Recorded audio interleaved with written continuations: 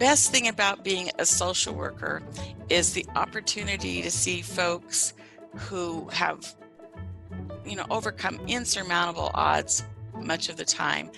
Such an inspiration, and I am always in awe of such things, and it's just such a humble experience to have just a little piece of helping navigate, helping folks realize their potential, and being able to then go on and achieve what they desire. And so I just really appreciate being able to do such a thing. It's that feeling that you're contributing to something larger than yourself. Helping another person, there's a rewarding feeling about that, but yet I look at it's sort of almost as like a pay it forward kind of thing. If I can help someone, be able to stand on their own 2 feet better, or, function in a relationship better, I know that then everyone that's in their path is going to be better off. One of the best things about being a social worker is the flexibility.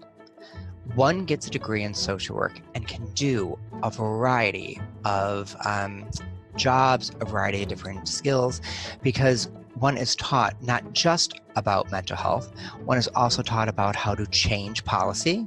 One is also taught about how to work in communities and make changes. And so I think that a degree in social work allows one to be very well-rounded and gives a person many more opportunities and options than maybe some other professions. So the best thing about being a social worker is really that it offers an opportunity to work with a lot of different populations and clientele. And so in my own experience, having worked within the school systems, having done hospital social work, having worked with military families, I've bounced around to different populations, and I always find that I have multiple interests. And one of my concerns always used to be, what if I get bored with a certain population, or I become a little tiresome of it? And so what I love about the social work field is there's so many different populations and subpopulations that we can work with and make an impact. When you're in social work, sometimes you don't see the results of your work, or you don't see the client, especially in substance abuse. They'll come in for treatment, and then there tends to be a revolving door, because part of recovery is relapse. And so it can get, sometimes you'll connect with clients and you'll think they've really got it, or they're going to make it this time. And it can be many years down the road, and you don't really even see when they've really kind of got their lives together and are living a healthy lifestyle.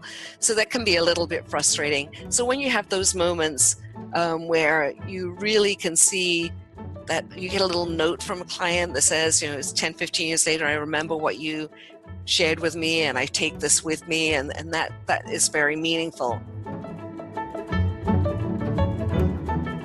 One piece of advice that I would give to aspiring social workers is to take some time and really explore the different populations there are to work with within social work.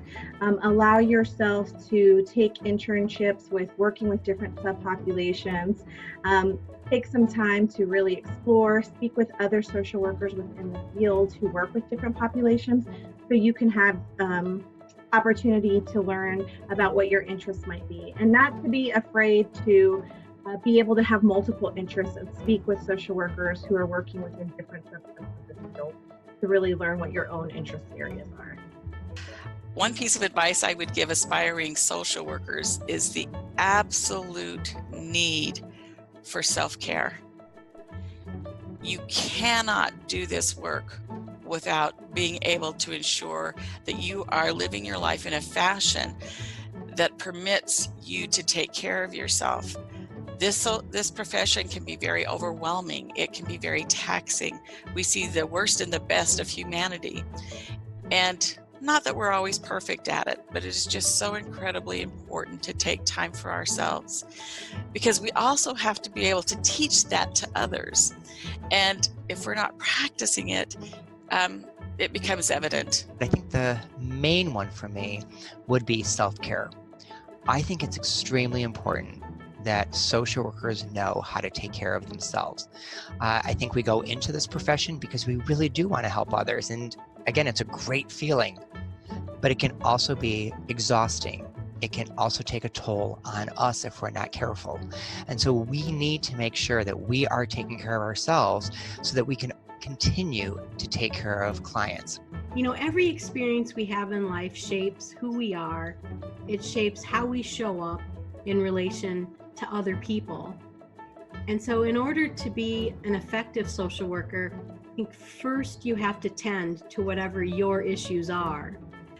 I remember being a student thinking, oh my gosh, there's so much, I'm never going to know it all. And I remember the first time going out to my field placement, how anxious and scared I was. Am I going to hurt someone? Am I going to say or do the wrong thing? And I would just tell aspiring social workers to take a breath. You will never learn everything when you're in school. We can provide you the tools. That's why, they hate research, they hate policy.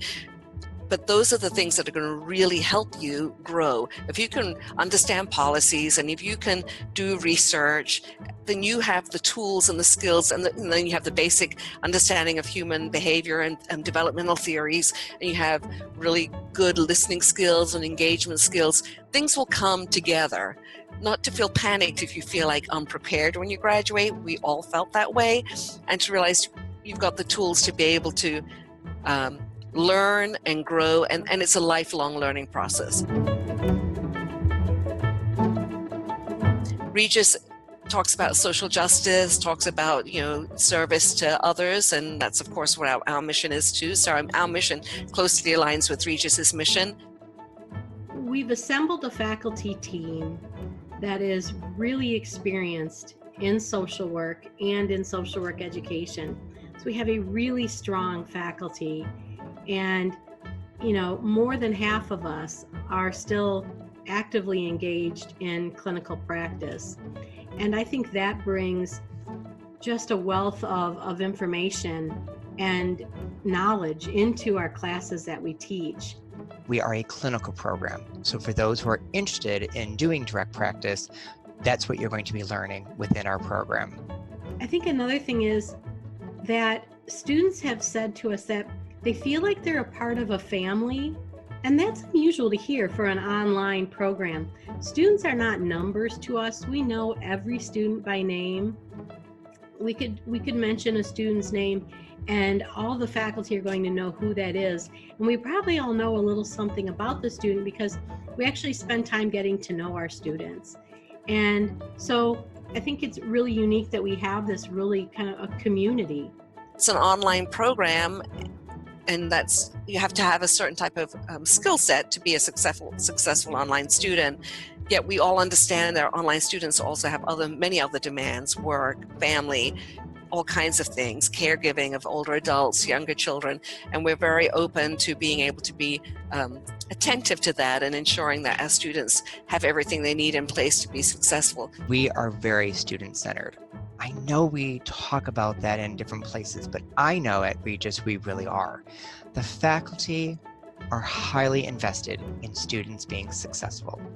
We will meet with you via video, phone, text.